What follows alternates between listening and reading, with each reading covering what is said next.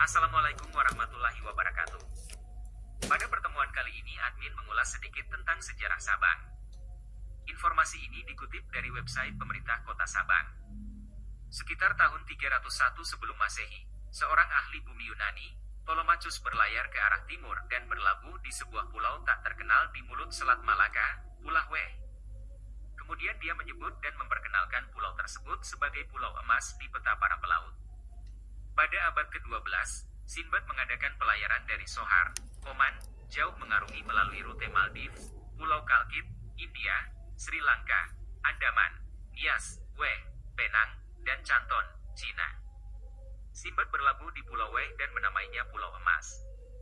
Pedagang Arab yang berlayar sampai ke Pulau Weh menamakannya Syabak yang berarti gunung meletus. Mungkin dari sinilah kata Sabang berasal, dari Syabak. Dari sumber lain dikatakan bahwa nama Pulau Weh berasal dari bahasa Aceh yang berarti terpisah. Pulau ini pernah dipakai oleh Sultan Aceh untuk mengasingkan orang-orang buangan.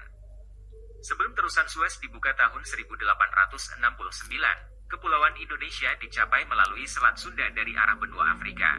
Namun setelah terusan Suez dibuka maka jalur ke Indonesia menjadi lebih pendek yaitu melalui Selat Malaka. Karena kealamian pelabuhan dengan perairan yang dalam dan terlindungi alam dengan baik, pemerintah Hindia Belanda pada saat itu memutuskan untuk membuka Sabang sebagai dermaga. Pulau Weh dan kota Sabang sebelum Perang Dunia Kedua adalah pelabuhan terpenting di Selat Malaka, jauh lebih penting dibandingkan Temasek, sekarang Singapura. Dikenal luas sebagai pelabuhan alam bernama Poland Station yang dioperasikan oleh pemerintah kolonial Belanda sejak tahun 1881. Pada tahun 1883, dermaga Sabang dibuka untuk kapal berdermaga oleh Asosiasi Aceh. Awalnya, pelabuhan tersebut dijadikan pangkalan batu bara untuk Angkatan Laut Kerajaan Belanda, tetapi kemudian juga mengikut sertakan kapal pedagang untuk mengirim barang ekspor dari Sumatera bagian utara. Pada tahun 1887, firma Delangi dibantu Sabang Haven memperoleh kewenangan menambah, membangun fasilitas dan sarana penunjang pelabuhan. Era pelabuhan bebas di Sabang dimulai pada tahun 1895, dikenal dengan istilah Vryhaven dan dikelola oleh Sabang Maatschappij.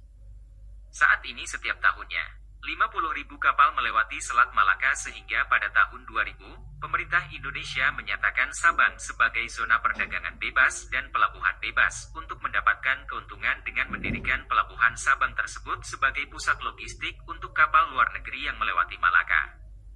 Prasarana untuk dermaga, pelabuhan, gudang dan fasilitas untuk mengisi bahan bakar sedang dikembangkan. Hal yang paling penting bagi sejarah Weh adalah sejak adanya pelabuhan di Sabang.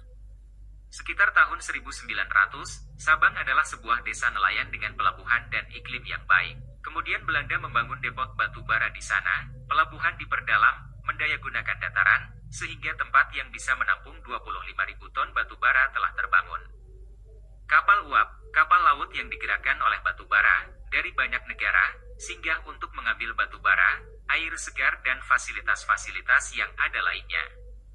Sebelum Perang Dunia Kedua, pelabuhan Sabang sangat penting dibanding Singapura. Tahun 1985 status Sabang sebagai daerah perdagangan bebas dan pelabuhan bebas Sabang ditutup oleh pemerintah RI melalui Undang-Undang Nomor 10 Tahun 1985. Dengan alasan maraknya penyeludupan dan akan dibukanya Batam sebagai kawasan perdagangan bebas dan pelabuhan bebas. Sekian dan terima kasih. Bagaimana komentar Anda? Silakan tinggalkan di kolom komentar.